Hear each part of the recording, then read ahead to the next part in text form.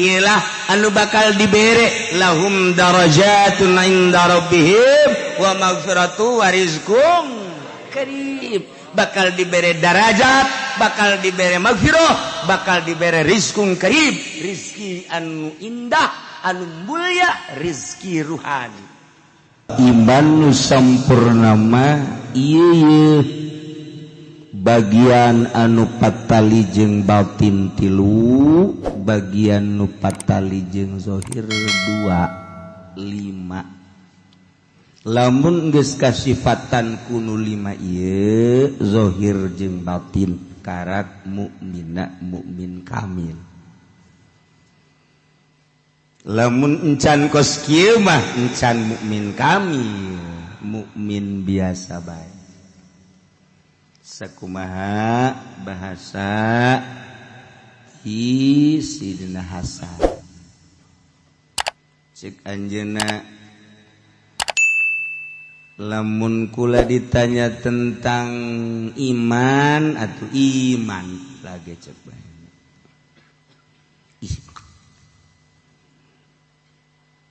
iman lain lalagaan sakadar nanya saha pangeran Allah.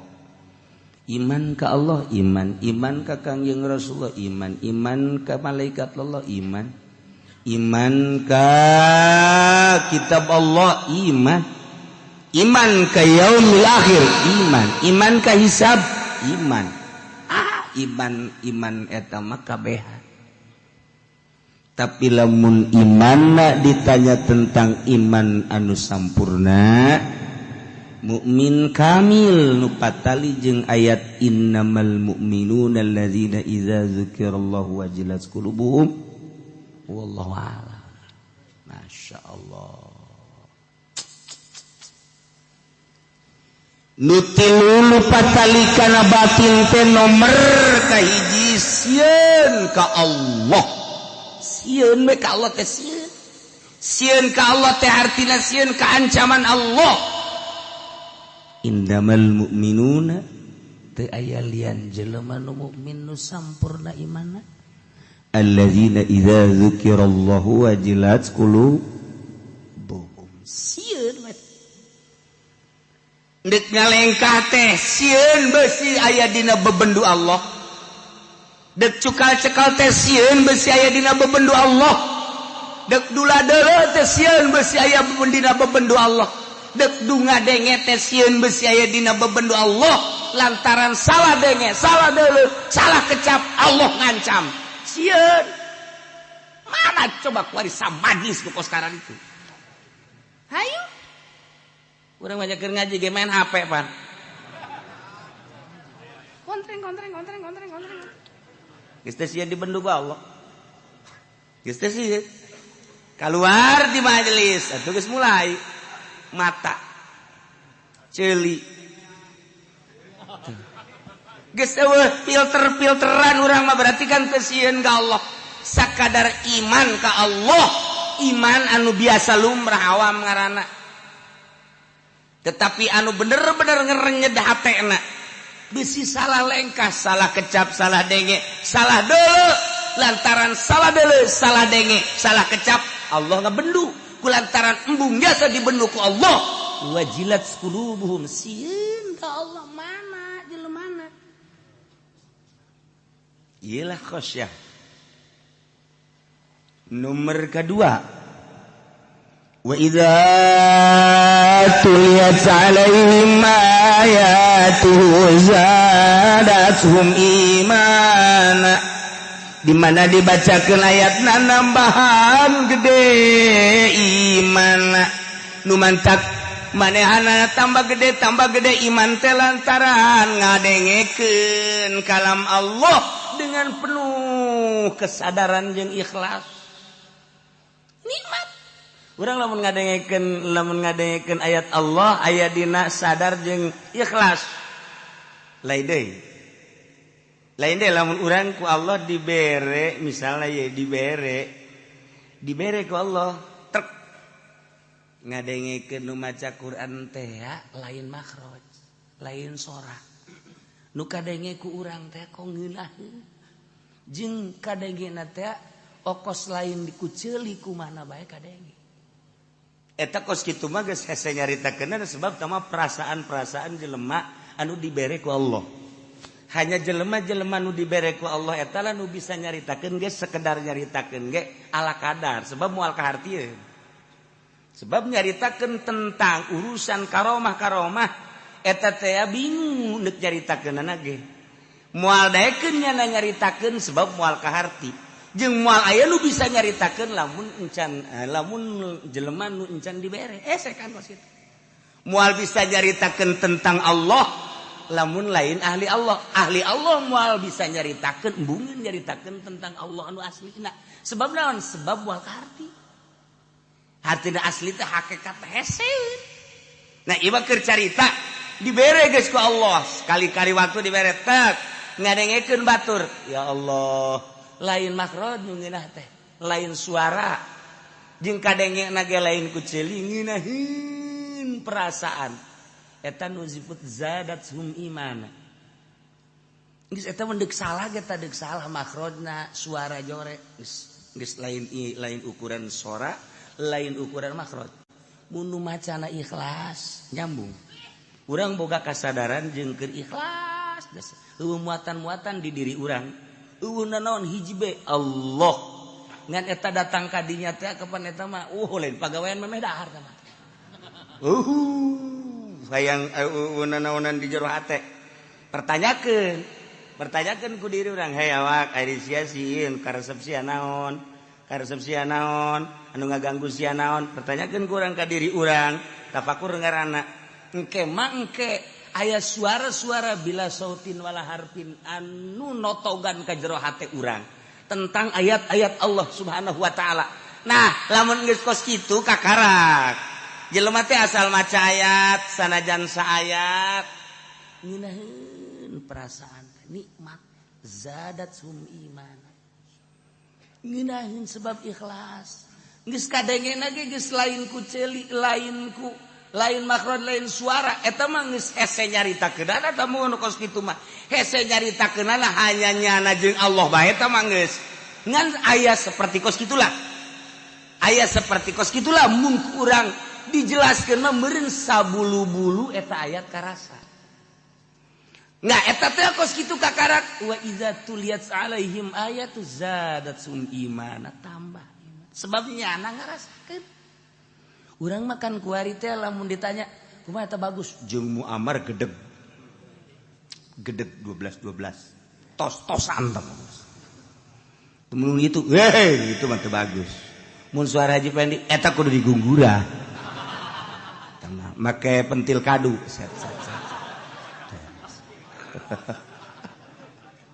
Urang nu kadenge gitu. Kumaha makhrajna? Muammar jeung Danang Qasim. Kumaha makhrajna? Muammar jeung Humaidi. Kumaha makhrajna? Kitu si itu teh tuh nu urang seberang teh sangaranna karata. Darwin. Si Darwin. Urang mah paling ngabundang banding kos kitu bae. Selama urang encan dibere mah ku Allah kitu bae. Tapi lamun urang diikhlaskeun hate urang, disadarkeun sadar-sadarna.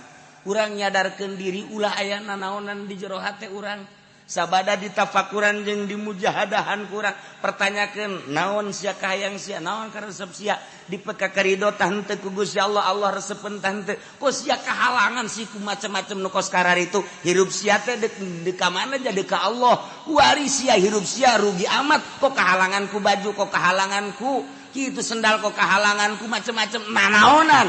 Setelah kurang dipicenan Allah mere sadar ikhlas anu luar biasa.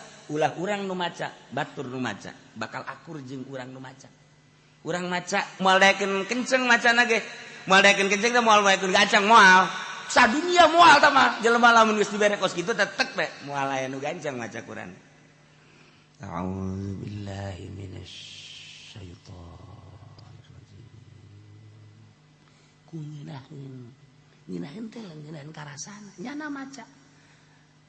Penting biasana. Bismillahirrahmanirrahim. Geus teu kuat. Henteu kuat ku ngeunaheun.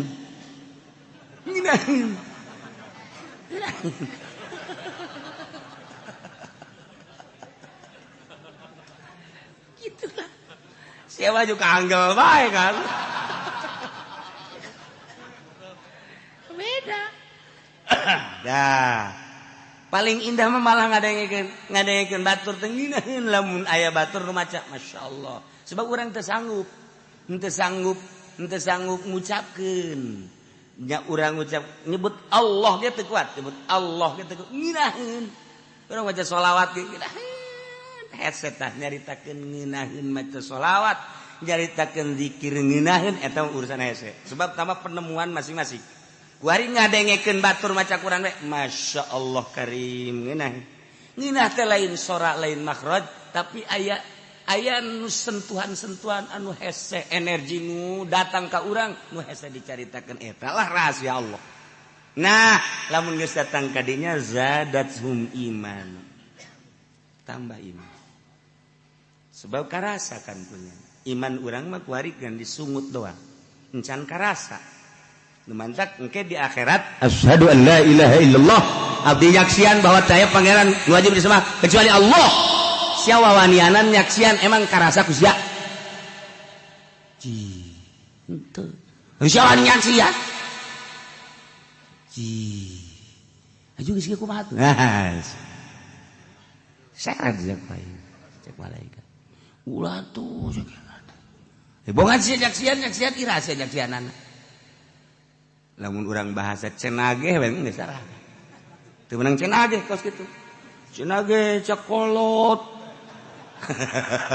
Wes ada cenage. Lah, kudu boga pendirian. Masyaallah. Iyalah urang asyhadu an la ilaha illallah wa asyhadu anna Muhammadar Rasulullah. Syahadat teh ya. Bersaksi teh kudu nyaho. Geus lamun teu nyaho atuh teh kumaha nyaksianana. Nyaho teh ngan sakadar ya wujud kidam bakal moal paliwade eta mah cangkang. Kudu nyaho kana eusina. Iyalah anu jelema nu ku Gusti Allah dibere kayakinan anu tinggi anu nyahoeun kana eusina syahadat. Anu kumaha eta? Anu wa idza tuliyat alaihim ayatuhu zadathum jelema nu ikhlas kuari. Ikhlas jeung sadar. Maca Quran ngadengu ge jaya maksud teh. Wow. Saudara-saudara sekalian unggal peutingnya na ti kampung ka kampung eta ge aya muatan kan pos kitu. Hayu lamun ikhlas zadathum iman. Nomor katilu wa ala rabbihim yatawakkalun. Tawakal pasrah ka Gusti Allah. Udah deket ieu ngan ngomong doang tawakal berangkat ke Mekah kakarak bismillah tawakkaltu ala Allah wala haula wala quwwata illa billahil aliyil azim dibaca doang katawakalan aja eueuh. Artina tawakal teh segala rupa nyanggakeun pasrah sadaya-daya ka Gusti Allah ngaran tawakal. Eueuh anu diharap kecuali Allah. Eueuh anu diandel kecuali Allah. Harapan jeung andelan teh ka Allah bae.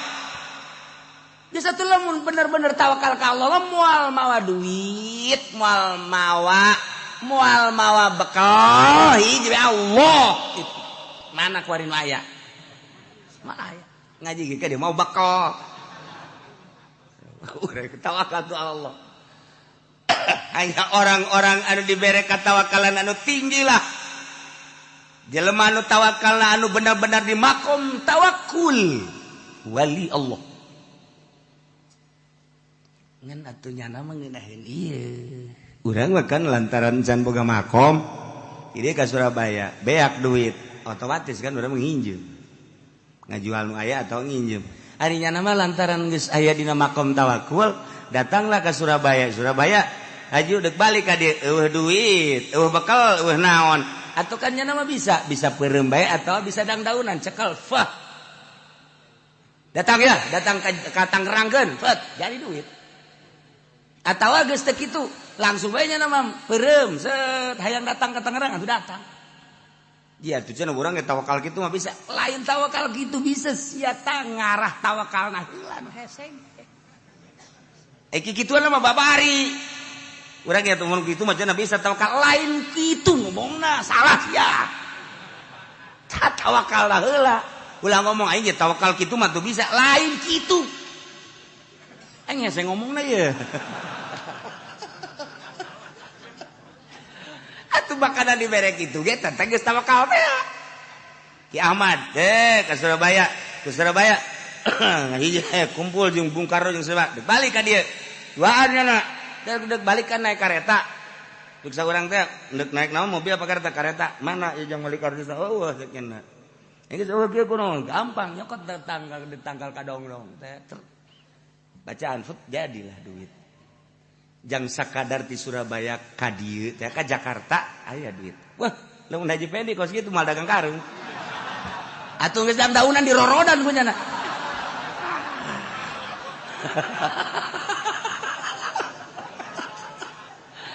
Aduh. Masya Allah. Numantak tadi bere ge eta maksudna bisi salah. Salah maksud. Tuh, tawakal ke Allah.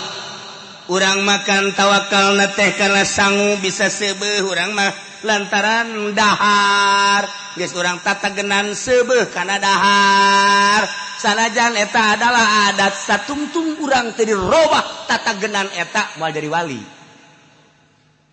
Moal jadi wali moal eta kudu dirobah ku urang. Khariqun lil adat. Urang teh kudu ngabedah adat tu tata dina. Mun teh mah teu dahar, lapar. Warima dirobah ku urang, ulah dahar. Hayang coba. Hayang coba lamun urang terus bae dahar bae dahar mal-mal jadi wali moal. Penting. Urang teh ieu teh lamun teh hees waduh bahaya. Sebab ieu jadi adat kebiasaan urang teh kudu sare. Lamun teh sare 8 jam cak dokter mah. 8 jam sampai sapeting teh atuh be aku ngees bae eta mah atuh. Nek kira maca tak, nek kira maca sholawat eta mah ngees deui. Nah, dibuat urang urang mah ulah sare geus sayangnya. Bagi saya tik bae. Kok bisa kos itu kebel-kebel dirobah adat teh nu biasa sare teh henteu, nu biasa sare ulah, nu biasa sare henteu. Nah eta teh sebab naon dirobah kitu mah hese katawakalan urangna ka Allah Gusti. Ja Gusti teh nyieun seubeuh teh sabab sangu. Ayeuna atuh bantak naon Gusti nyieun seubeuh ka abdi henteu kudu make sangu ja Gusti mah maha sagala-gala. Cak Allah teh atuh aing ge bisa atuh siana ninggalkeun dahar heulanan ieu mah duk ngaji bae nimbal. Hampura tuh Gusti. Orang sewakalkan komunikasi teh jeung Allah teh. Siana aing mah kan nuturkeun sia cak Allah. Aing maha kawasa, tapi aing nuturkeun sia kan bab ikhtiarna kan aing mere ka sia. Kan di sia. Kege eueuh ikhtiar sia. Nah, urang komunikasi sakan jeung Allah. Mulai ku urang lalaunan dileungitkeun adat dahar. Terus ja beneran orang sia dibere ku Allah. Dileungitkeun kurang adat sare. Aing mere kakuatan ka sia. Sebab eta mah adat, tapi sia da heula kudu usaha. Ayo. Usaha urang 1 poe 2 poe 3 poe tuh. Bener-bener urang geus muringis ka belah dieuna set, jaba beneran sia. Dideulekeun ku Allah teh sebulan 2 bulan 3 bulan bener. Dibere kuat tek teu sare ge kuat. Asal nonton TV bae. Teu beres deui bae. Tuh, urang usaha. Nah, lamun geus dibalikeun ku urang. Kuarima urang teh geus ninggalkeun dahar dina waktu-waktuna geus eueuh. Berarti kan geus khariqun lil adat. Urang usaha ngabedah adat. Nu biasa sare henteu, nu biasa make baju nu bagus henteu cumplang-campling jeung sajabana. Tapi kan sing hade lamun eueuh guruan lantaran kos kitu teh teu bisa ditiru-tiru. Boga maksud-maksud tertentu. Ulah asal cumplang-campling wae. Maksudnya sia naon cumplang-campling aing hayang jadi wali. Teu beres da kos kitu. Nah, kuari geus bisa. Geus berbeda kan. Kuari berbeda. Mana? Dek teu dahar nya nama kuat bae. Dek nginum teu nginum kuat bae. Nginum keur henteu masalah. Dahar keur henteu masalah. Sare-sare keur henteu masalah. Jadi sare jeung teu sare bangona akur bae. Diberi kekuatan aku Allah seperti kos gitu. Geus, lamun geus kos kitu alamna berarti beda jeung urang nyana. Sebab alam urang mah alam dahar, alam nginum kudu di waktu-waktu nu jelas, mun teu dahar teu kuat bisa kiceup bae. Oh, ai nya mah henteu, berarti geus beda kan alamna tuh nya mah alam kuat. Urang geus teu kuat. Sebab nya mohon ka Allah, janu Allah ciptaan Allah. Jadi ninganan Kangjeng Nabi kuateun Sina Abu Bakar kuat Sina Umar da naon bedana kabelah dieuna wali-wali Allah nu aya di urang Syekh Mansur Syekh Asnawi jakara ruwat atuh naon bedana jeung urang mah teu latihan doang latih urang tek kuat beda alamna geus kulantaran beda alam urang teh kuari mah bersih geus bersih zahir bersih batin bisa kadeuleu kuari mah makhluk-makhluk halus.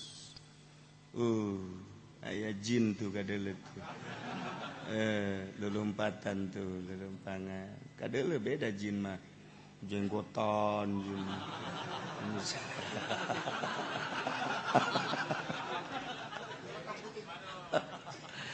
Bisa kapanggih jeung makhluk-makhluk halus, bisa jeung arwah-arwah. Ieu keur carita. Nah, iyalah tawakal. Masyaallah. Lamun urang geus tawakal tu Allah hiji we Allah menang perang menang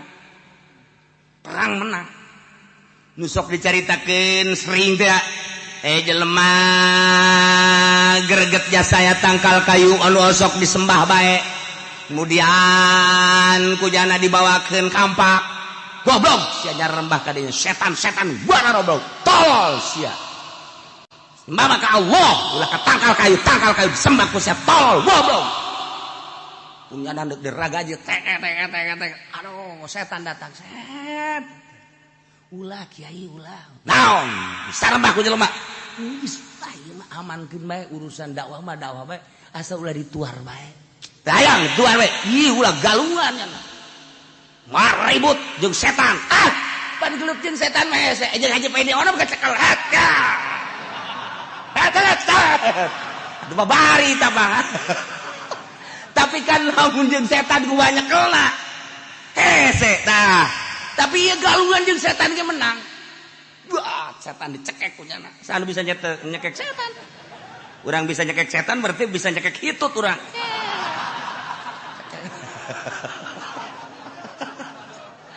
Dicekek setan, ampun jeung setan ampun. Ampun sia, ampun. Geus kieu bae cak setan amankeun gula. Ayo. Geus gula mah geus pokona mah amankeun. Hitungan ke dibere bonus, dihandapkeun anggel ke cokot duit sapoe 5 dirham sakitu bae geus. Bener sia? Bener sia ieu? Bener kula mah moal jalir tiang ge moal kula masa ulah dipaean. Geus aman atuh awas ya nya. Lamun eueuh duit 5 dirham cekek ke ku aing. Beres. Di dulu bener isu gak aya aja bener ieu setan sapoe 2 poe 3 poe 4 poe kali 5 poe ngan 4 poe doang kuat dah kali 5 poe goblok setan sia tuar deui ku aing sia tangkal bawakeun ragaji deui kongseng goblok sia di sembahan bae tuar sia ku aing datang deui setan ulah dituar kajian kumaha dakwah mah da bae ulah dituar teu bisa bohongan jalir janji siapa ini naon 5 dirham mana ulah dituar ulah gelut tuh jeung setan gelut eleh kiai eleh waduh anu tatadina jotosanana mantap deh kuari geus bisa ngajotos kiai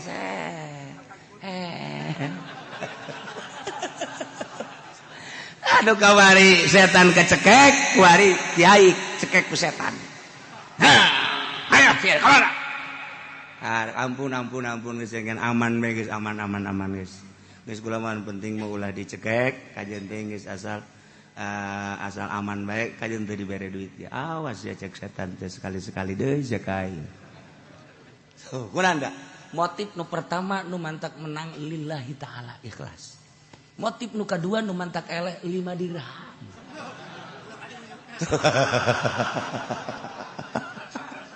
Tuh. etalah sebagai contoh terus-terusan ka ditu nage urang dek ibadah ka Allah teh nu mantak berat mata berat celi berat hudang aya bang balu nur di luar ikhlas tuh di luar ikhlas tapi lamun geus ikhlas hudang jam sabaraha bae salat teh sabaraha rakaat bae ngeunaheun ieu lah tawakkal tu Allah bagian kol bagian batin tilu nomor kahiji khosyah nomor kedua ikhlas nomor katilu tawakkal tu Allah bagian anu zahir dua ieu alladzina yuqimuna shalah mukmin anu sampurna teh nyaeta jelema anu selalu ngadirikeun salat yaitu nabiha bihuquqiha ngalaksanakeun salat kalawan hak-hakna salat urang ge osok salat osok kadeule malah gegedena mah hayang kadeule kajeun Allah mah nya nama gaib ieu gaib iman penting mah ieu bae jelema tatangga supaya neuleu bodoh ka masjid ge dak heuy ayo ka masjid ayo padahal hayang ka alam eta hayang ka alam tapi kan jelas bae salat kos kitu mah tah salat ambrang tah lain salat ambrang salat teh nomor kahiji salat syariat nomor kedua salat thariqah nomor katilu salat hakikat salat syariat mah anu dijelaskeun ku Gusti Allah anu tanha 'anil fasya'i wal munkar salat eta bisa tanha 'anil fasya'i wal munkar eta salat syariat geus lamun urang salat kemudian bisa ngahalangan tina munkarat tina fahsya nah ieu salat kakarak salat syariat ku lantaran salat geus teu daek maling lantaran salat teu daek korupsi lantaran salat teu daek ngabohong lantaran salat teu daek maksiat tah eta salat eta mah salat kakarak salat syariat nu kos kitu mah ngaranna lamun salat bisa tanha anil fahsya'i wal munkar sakumaha anu dijelaskeun dina Al-Qur'an eta salat syariat kos kitu ge eueuh jelemana ieu mah ambrang salat ieu mah ambrang tuh Masya Allah karim etalah salat syariat encan asup ka di ayat ieu sebab ieu mah tadi ge innamal mu'minuna al kamilunal iman mukmin nu sampurna imanna bagian zahir nyaeta anu ngalaksanakeun salatna lain salat syariatna eta mah salat lumrah tanha anil fahsya'i wal munkar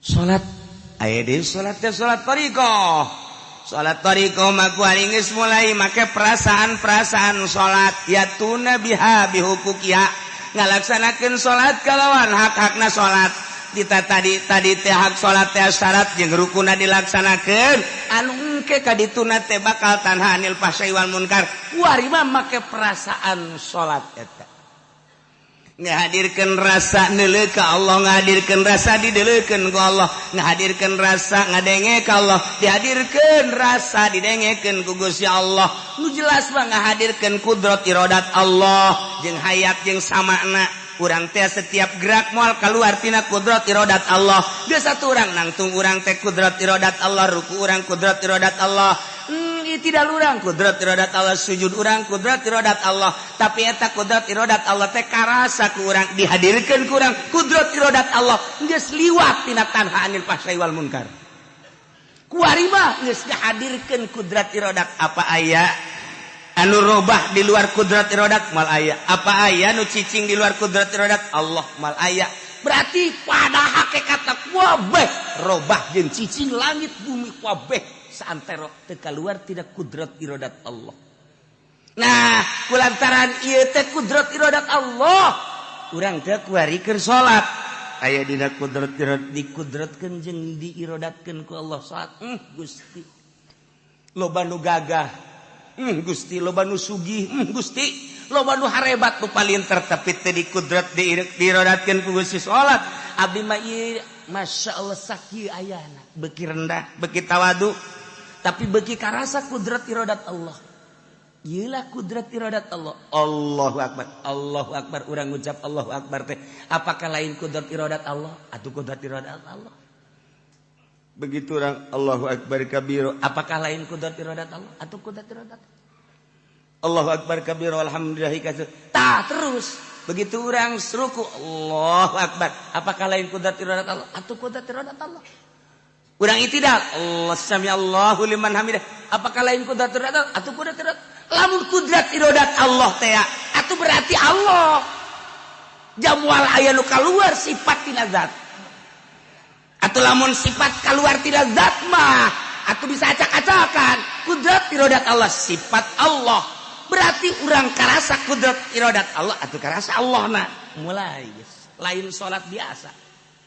Eta ge encan kaasup ka dieu.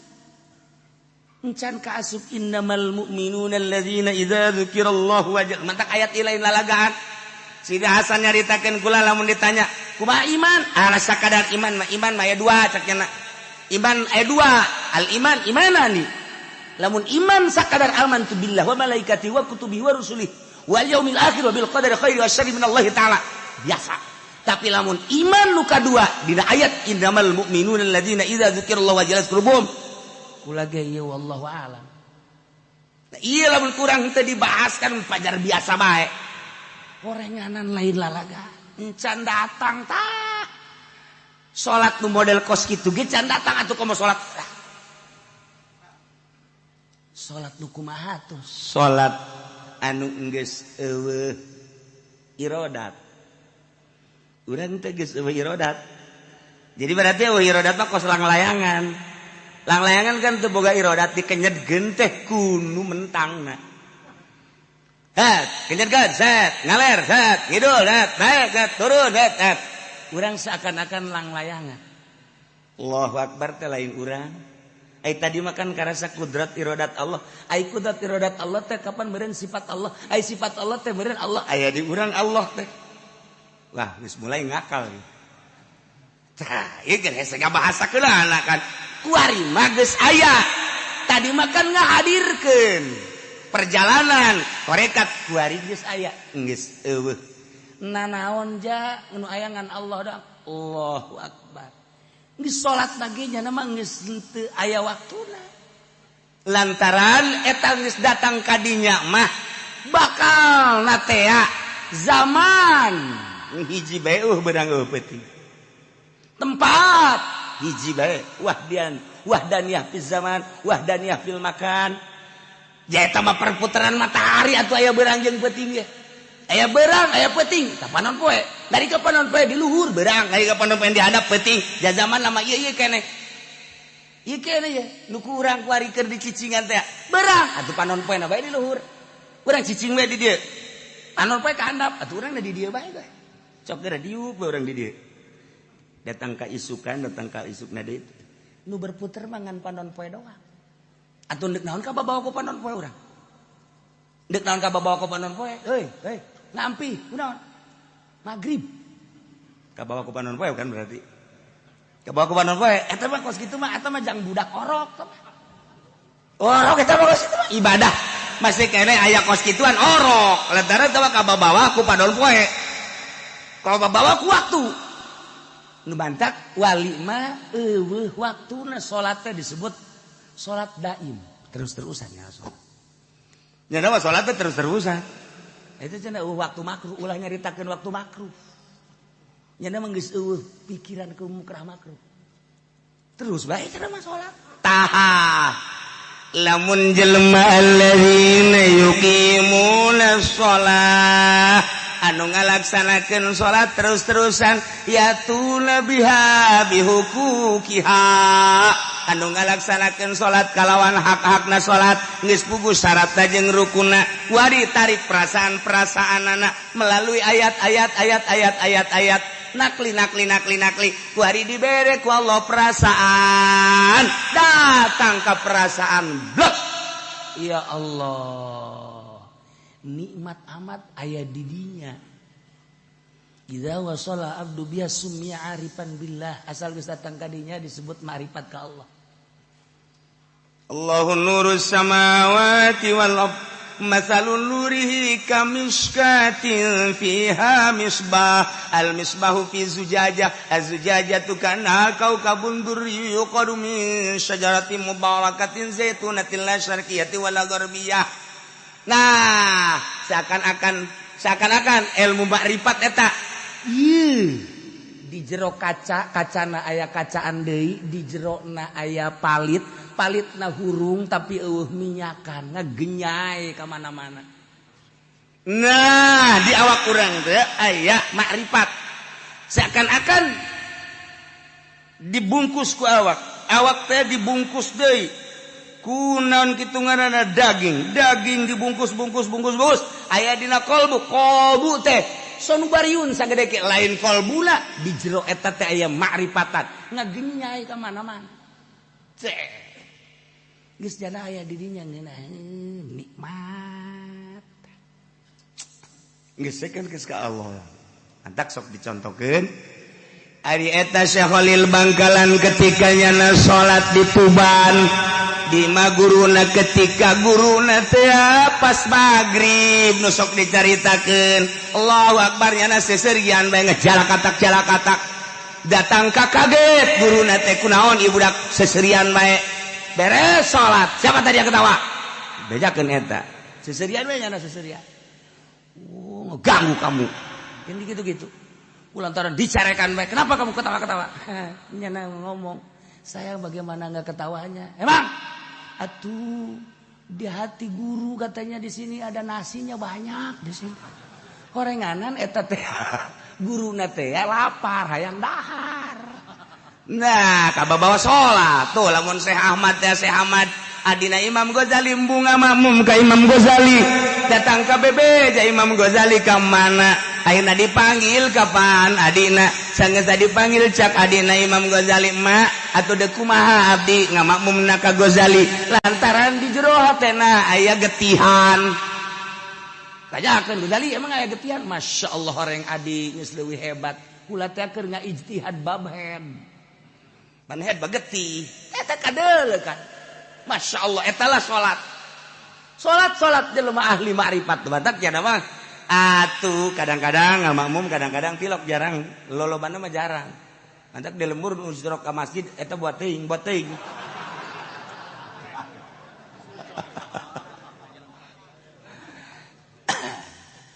Imam Abu Yazid al-Bistami ditanya minaina anta takulu wa tashrabu di mana anjeun dahar jeung nginum sedengkeun anjeun mah kapan laka sabak teu usaha teu naon dijawab ku Imam Abi Yazid al-Bustami min haitsu yarzuquhullahul ba'udah di arah anu Allah ngarizkian kareungit afataro apakah anjeun leuleuh kareungit reungit boga perusahaan henteu reungit boga ensok dagang henteu reungit nyana osok kitu ngaranna kuli henteu tapi eta dirizkian bae ku Allah tah sakumaha Allah ngarizkian ka reungit sarua jeung ka kula ge ngarizkian teu kudu dagang teu kudu tani teu kudu nanaon bakal dirizkian bae eta lah tawakal kula ka Gusti Allah masyaallah menang 2 poe salat ngamakmum Allahu Akbar ngamakmum biasa wali ge ngamakmum oh masalah kan sah ngamakmum urang wali kan lain wali sah sallu khalfa fajirin wa birrin salat bareng kabeh tak tukangeun jelema anu fajir jelema anu birrin bagus sah bae oh masalah lamun kuat ngan kulantaran biasa da teu kuat urang sebab perbedaannya jauh jarang ngana ngamakmum biasa Allah beres ngamakmum imam nanya Masya Allah mama ditanya deh min aina takulu atas sebuah kasabalat ai mama di mana ieu dahar jeung nginum sedengkeun teu kasaban mama Masya Allah cek Imam Abu Yazid dani tungguan heula sakedeung aing deuk salat heula qodo ke beres qodo kakarak aing ngobrol jeung sia teu sah salat aing. Allahu akbar nyana salat beres eta imam kan kaget teu sah ya aing sakieu hebatna sakieu teh mun teu sah beres ditaja deui salat entos mama entos kan mama ngatesahkeun ai sia ka aing nanya ibadah dahar ti mana nginum berarti sia teh jauh ka Allah. Lamun sia teh jauh ka Allah aing ngamakmum ka sia atuh aing mah nya ngamakmum ka jelema teh jauh ka Allah goblok sia teu sah aing salat aing ban urang mah ku ari teu sah kabehan salat ka situ. Imam lagi waduh PNS magani budak lamun teu boga ijazah mah teh teu dahar tah geus jararo kudu dirampe tah mah kos kitu mah imam tah Imam Abi Yazid al-Bustami kos kitu goblok aing sia nanyakeun di mana dahar di mana nginum aing teu kasab berarti sia teu nyoka pangeran manya aing ngamakmum ka jelema nu teu nyoka pangeran teu sah salat aing kodok sia kan bener eta ngomong kos salah tapi bener kos bener tapi salah nu jelas bah ahli Allah eta lah pangkat kamal. Nah jelema-jelema nu geus sampurna dina kaimananana salat bakal berbeda sebab naon moal karasa capek salatna indah jeung nikmat sebab lain nyana aya energi anu ku Allah dibikeun dibere ka jana sehingga urang nu neuleukeun nyana nu kaget salat itu kuat Masya Allah kudu dices bareng gimana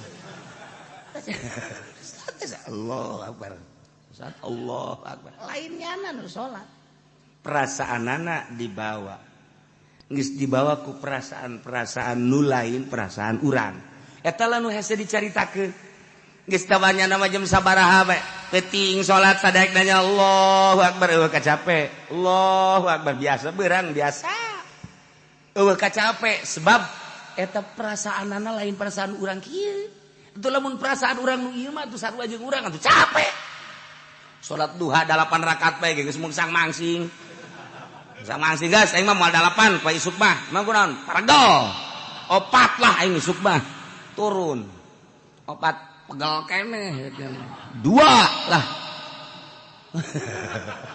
jadi henteu ka dituna sebab urang bangsa ngan urang mah hayu bae terus hayu bae engke ge dibere ieu ku Allah engke ge dibere set lamun urang terus bae kan ulah ngarep-ngarep dibere eta mah rahasia Allah eta mah rahasia Allah aya nu dibere aya nu henteu anu dibere aya nu henteu ngan ketika dibere urang ge bisa kaget oh ya Allah ya Rabbi bere kuat sih dibere hampang sih dibere tenang sih dibere tentrem sih dibere plong mun dicaritakeun memeureunanan hese nyaritakeunana lantaran aya perasaan-perasaan anu di luar perasaan nu biasa iyalah jelema anu terus salatna anu salat hakikat anu salat hakikatna disebut salat daim anu geus ngarasakeun nikmatna salat jadi salat eta ngeunaheun sakumaha Kangjeng Nabi nyaritakeun bahwa salat eta nikmatna luar biasa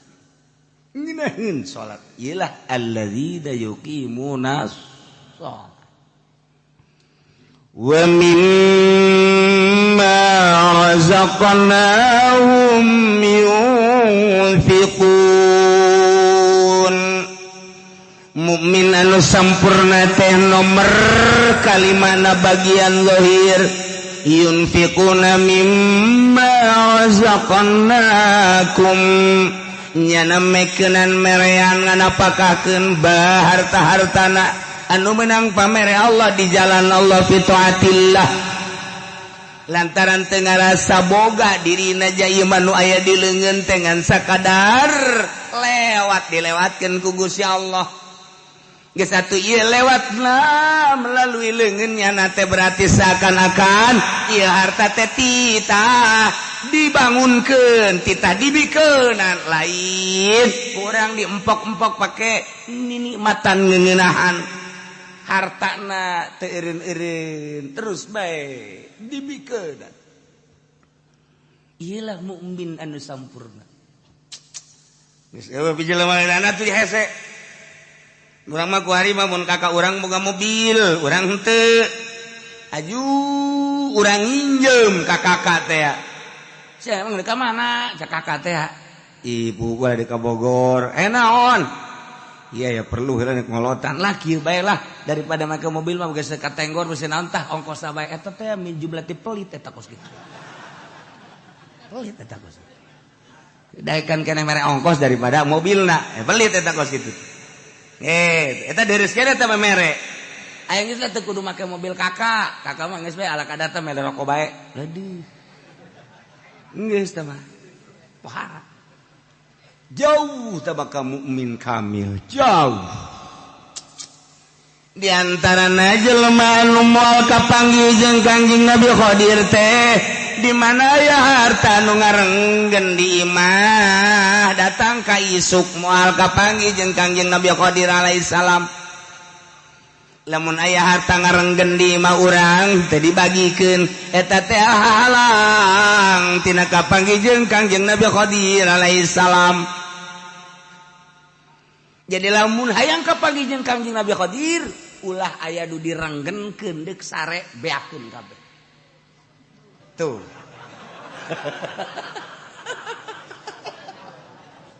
Ya Allah, ya Rabbi. Cek Sayyidina Ali lain jelema minal muqarrabin lamun jelema masih keneh ieu neundeun ieu jang isuk lamun masih keneh boga pikiran ieu harta jang isuk eta teh ulah boga pikiran bahwa nyana luhur pangkatna laisa minal muqarrabin lain ulah aya pikiran jang isuk ulah aya. Itulah ahli-ahli Allah subhanahu wa ta'ala. Masya Allah karim. Nah ialah jelema anu mukmin kamil razaqnahum yunfikuna mimma razaqnahum selalu nganapakakeun harta-harta anu menang pamere Allah dinapakahkeun fi taatillah dina jalan Allah subhanahu wa ta'ala. Urang keur boga tuh masjid bangun urang, tuh majlis bangun, tuh pondok bangun, fakir miskin kemudian yatim piatu hayo terus jalan-jalan kurang bagus hayo geus teu kudu ngadaguan ti bupati geus pokona mah kurang we jalan-jalan cai ayo jalan kena rapi yunfikun fi taatillah taat Allah engke jadi bere rasa ku Allah nikmat geus teu nganggap perhatikan kana harta urang teh nu mantak embung ngabangun jalan cai embung ngabangun jalan embung ngabangun musola embung ngabangun masjid eta teh hook ka harta berarti urang memiliki ka harta eta lah hijab antar urang jeung Allah ku harta eta lamun tah gila hentang ngomong namanya tuh bangun hampang teh gitu teh hijab eta antara urang jeung Allah mantak ditapakuran ku urang nu kayang jadi jelema luhur lain zikirna zikir mah gampang lain zikir teh mujahadah merangan nafsu riyadhah ngajar nafsu tafakur awak naon sih duku sia dipake karesep kuari naon asana sia jadi teu ngeunaheun amat bawa ibadahna makanya umur teh jauh bawa isuk bawa kapageto contoh nusa umur jeung sia tuh bari geus aya di leuweung sia ge moal kebal deui kajian kukumaha ge ican ngeunah keneh bae hayo coba naon nu mantak ieu teu ngeunaheun ibadah salat segala salat segala naon kitu ngaji Quran segala naon aya naonan sia naon pake karesep kuari timbul ge urang resep naon ka naon kitu kajawab urang resep anu misal orang resep motor ayo motor sia pake karesep memang sia jeung ka mana endeu ka mana sapira sia itu cenah aya jahe tuh sia makan tak panyakit tentang kos gitu segala jahe segala naon atuh ngaca buuk sia deuleu buuk geus pararuti goblok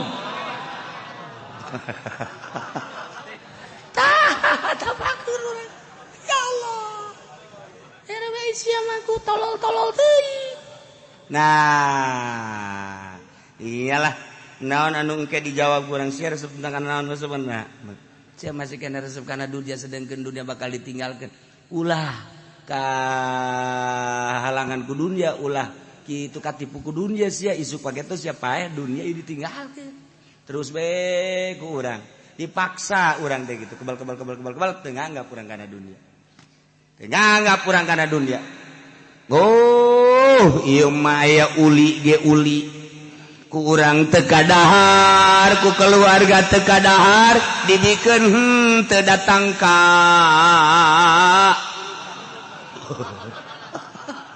eta jelema pelit eta kos kitu weh kuari gong si pacoy kue Cina ya kue Cina teh kapan sapoe 2 poe 3 poe mun teu kadahar atuh pan eta mah bisa pake nimpa anjing telas kana mah atuh nah ieu lamun kurang diantepkeun teu atuh mantak naon bikeun sih keretan dar geus ya ngejalar geus bikeun ka batur bikeun plong bae urang pikiran mah ieu mah lain datang ka bulukan Masya Allah tah eta hese tah kos kitu tah hese jasa ya Allah aya deui di Limbangan Garut Limbangan Garut eta sok kapanggih bae jeung Kangjeng Nabi Khadir aya nyana nyaritakeun saminggu dedik maot sababaraha kiai ngalayan kadinya nyaritakeun bahwa kula unggal malam Jumat kadatangan Kangjeng Nabi Khadir masyaallah karak seminggu maot teliti jak kiai kan kiai panjenengan lamun aya makanan anu teu dibikeun moal kadatangan Kangjeng Nabi Khadir tapi nyana unggal malam Jumat jeung Kangjeng Nabi Khadir sedengkeun kiai eta kuehna loba nyana bingung tadu sejen-sejen kiai-kiai teu kaharti eta ditu non gitu ngaranna aya hiji kiai ngimpi ka pangijeuman barang ngimpi lain kitu kula mah di imah teh kapan boga kamar sorangan ieu imah geus teu dianggap dibikeun ka pamajikan jadi kula mah di kamar tah sorangan ieu imah geus lain nu kula nu pamajikan nu anak kabehan los ieu kue ke lain nu kula tong urusan nyana kula geus misah teh macak kana jeung nu kos kana ditu tadina impian teh kula mah ieu bae imah kita baga baju dengan sakadar 2 ieu dipake nu ieu diseuseuh ieu dipake nu ieu diseuseuh ngan sakadar sakeu imah lain nu kula sagala rupa lain nu kula jadi geus teu boga naon tak urang ge bisa kos kitu masalah ngeunaheun ongko deui mun hayang nyokot ka dinya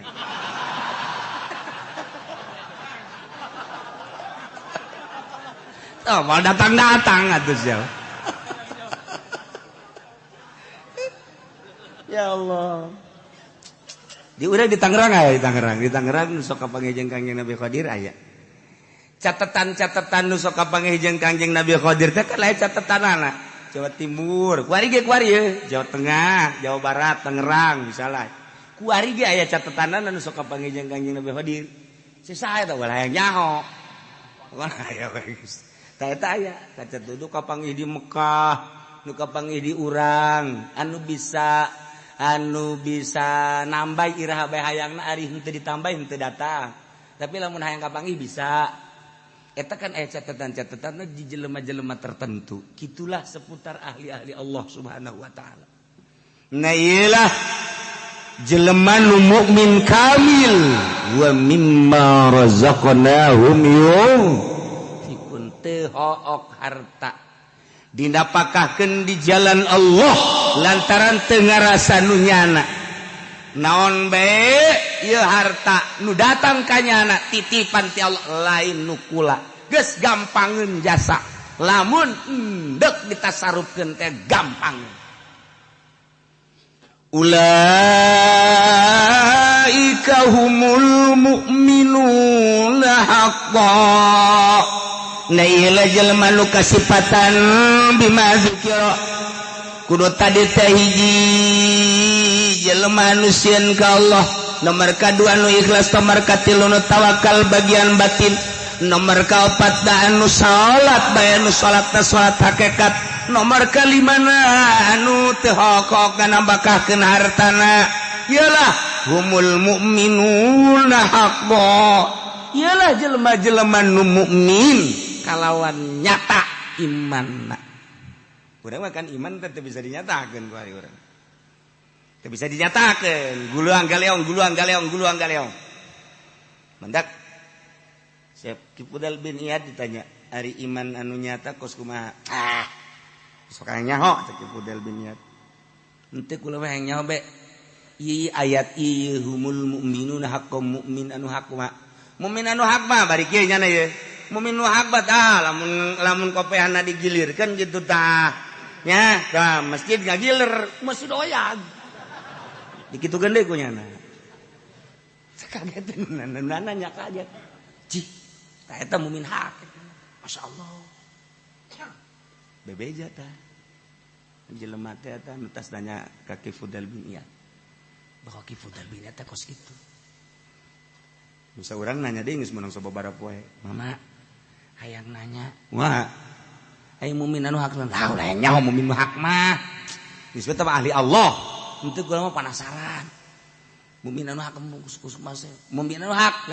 Mukmin anu hak mah lamun kopehna digular-giler tah oyag ieu taneuh. Begitu jana oyag-oyagan kutek-kutek. Geus stop. Stop. Eta mukmin hak yakin.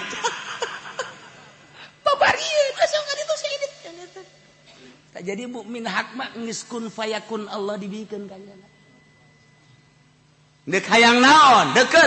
Hayang ka Mekah dideukeutkeun set lengkah. Masyaallah kari. Deuk hayang duit daun dicokot.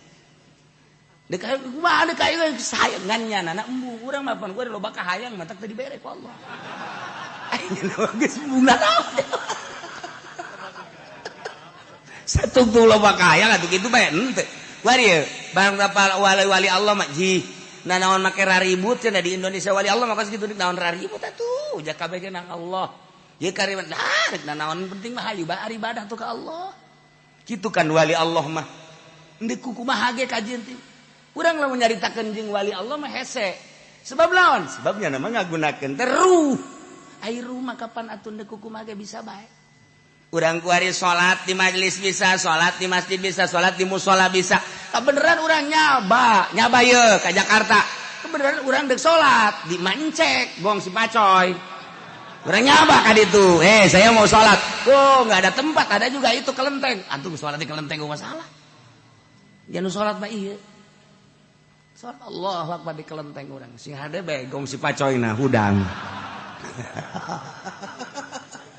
Nah. Jadi makin luhur teh makin bebas, makin teu bermasalah.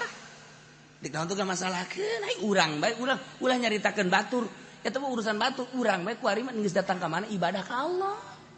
Nah, kos kitulah jelemangan eta kan hese hayang datang ka dinya teh urang mah kababawa ku pikiran-pikiran luar. Urang mah kababawa ku pikiran luar mantak ketika salat teh arasup ka dieu. Pikiran politik, pikiran ekonomi, pikiran budaya asup. Allahu Akbar lain salat. Aya golkaran di jero ieu.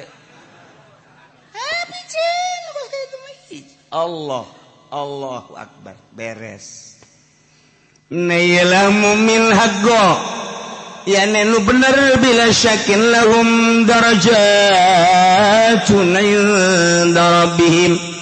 Lahum tetap ka para mukmin anu jelas anu hak kabogaan pangkat di sorga. Inda rabbihim mungguh pangeran di sorga nage atuh lain deui boga pangkat teh hartina darajat anu beda jeung nu sejen nomor kahiji ke mursalin nomor kadua ke nabiyin nomor katilu ieulah jelema-jelema nu ngabogaan darajatun inda rabbihim 100 derajat bedana jeung jelema biasa 100 derajat bedana ieu mi'atu darajah urang lamun aya dina mukmin hak jeung nu sejen 100 derajat sadarajatna diukur kieu sadarajat teh gede-gedena eta darajat andai kata bumi jeung langit diasupkeun ka derajat nu eta asup kabeh sedangkeun nya nama 100 derajat geus hese jaritakeunana Masya Allah kunaon eta ku hese-hesena ikhlas ku hese-hesena hayang jadi mukmin haqqo ku hese-hesena innamal mu'minuna alladzina idza dzukirallahu wajilat qulubuhum seja anu ngageter-geter sieun ka Allah sehingga besi salah mana jelema seja anu ikhlas teh mana seja anu tawakal tu Allah teh mana anu alladzina yuqimuna shalah anu salat hakikat nu mana anu wa mimma razaqnahum yunfikun iyalah nu 100 derajat bedana Masya Allah wa maghfiratun jeung pangampura geus jelas atuh tamah manehanna lamah engke di dituna ditambahan deui warizqun karim ieu kesenangan anu pohara fil jannati di sorga ieu teh geus lain kesenangan dahar nginum jeung awewe lain ieu warizqun karim teh ukuran urang rizqun karim dahar nginum sagala aya urang mah kan ka sorga ge ka sorga ya urang mah hayalan eta sia hayang ka sorga hayang emang di sorga mah dahar ngeunah sagala rupa bidadari ge 73 we ngejepret deui we sakumaha karet burung urang hayalan eta sebab pikiran urang mah datang ka dinya ieu mah lain rizqun karim teh kenikmatan ruhani anu kuari bae ge kenikmatan ruhani mah geus hese babandinganana nu mentok sanggup cicing bae di imah sorangan sanggup bae cicing di kamar sorangan beurang jeung peuting teh lamun teu boga kanikmatan moal dae nu batak nyana wadi di imah sorangan we malah indah mun ditinggalkeun ku sasaha teh nikmat sorangan eta teh kan aya kepuasan ruhani nikmat nu batur teh nyahoun na ieu rizqun karim di dunia baheula geus dibere kanikmatan ruhani nu luar biasa di akhiratna dibere darajat rizqun karim 100 tikaleun tibatan di dunia ya Allah ya Rabbi lain bantrak-bantrakeun ieu mah innamal mu'minuna ayat ieu pohara jasa ayat jelema-jelema anu ngabogaan iman anu sampurna disebut iman kamil anu geus kumaha nyana bae geus kumaha nyana teh cak Allah geus diserahkeun ka anjeun nyanana embu sebab tawadu beuki luhur beuki tawadu nyana mah anu bisa mi'raj setiap saat bisa mi'raj lamun Kangjeng Nabi nyaritakeun Isra Mi'raj Isrona Kangjeng Nabi minal Masjidil Haram ilal Masjidil Aqsa lailan ti peuting digambarkeun ku ayat ieu mah artina lailan teh poek berangkat urang ti popoek neangan cacaan artina popoek teh syariat mah poek bae leumpang ka mana bae ge poek cek ieu haram cek ieu halal cek ieu meunang cek ieu asoh cek ieu sohe cek ieu dhaif cek eta poek ngaran leumpang dina syariat digambarkeun asra minal masjidil subhanalladzi asra minal masjidil haram ilal masjidil aqsa lailan peuting poek gambaran teh poek urang leumpang dina syariat begitu naik mi'raj kapanggihlah Kangjeng Nabi di Sidratil Muntaha caang wan syaqqal qamar naon kitu ngaranna bagi cacaang teh artina kitu kapanggih jeung Allah lain Allah aya di luhur tetapi Kangjeng Nabi dibukakeun hijab di Sidratil Muntaha ieu teh mi'raj turun Kangjeng Nabi set epang di alam nu ieu atuh lain sebab atuh lamun di alam nu ieu mah ti Masjidil Haram ka Masjidil Aqsa sabaraha jameun sabaraha poe sabaraha bulaneun aju naek ka luhur deuk pake naon ulang alik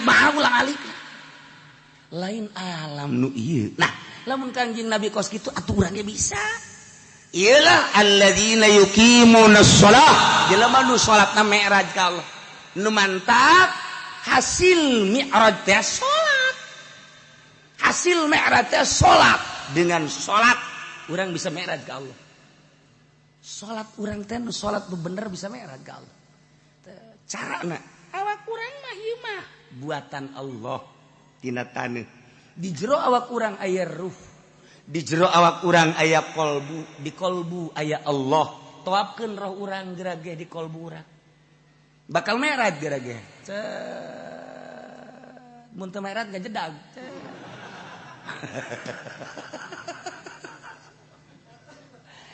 seperti gitulah ahli-ahli Allah eta secara global lah seperti eta praktekna tetap baik kudu boga guru teu bisa dipraktekkeun kitu bae teu bisa sebab naon sebab cara narik napasna cara pereumna cara ngahadirkeunana lamun encan mujahadah encan riyadhah jeung encan zikir tafakur mal bisa padahal ayat mah geus aya di urang tanda-tanda geus aya di urangan meraktekkeunana kudu boga guru ngaranna ieu lah guru mursyid ngan ieu mah keur carita alladzina yuqimunas shalah jelema nu salatna salat hakikat artina salat hakikat mi'raj teh kapanggih jeung Allah Kanjeng Nabi mi'raj kapanggih jeung Allah urang salat kapanggih jeung Allah pan urang mah salat kapanggihna jeung motor mah lulu di dieu motor mobil ya Allah ya Rabbi iyalah mi'raj allazi la yuqimuna shalat nah iyalah anu bakal dibere lahum darajatun inda rabbihim wa maghfiratu wa rizqun